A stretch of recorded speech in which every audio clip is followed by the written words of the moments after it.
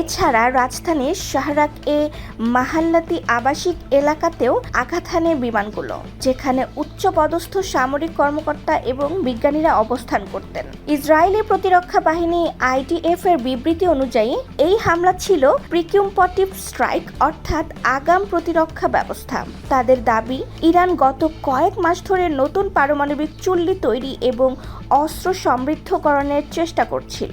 Israel এই হুমকিকে নিজেদের অস্তিত্বের জন্য সরাসরি বিপদ হিসেবে চিহ্নিত করেছে। প্রধানমন্ত্রী বেনিয়ামিন নেতানিয়াহু জানান, যতক্ষণ না তেহরানের পারমাণবিক হুমকি চিরতরে নির্মূল হচ্ছে, এই অভিযান চলতেই থাকবে।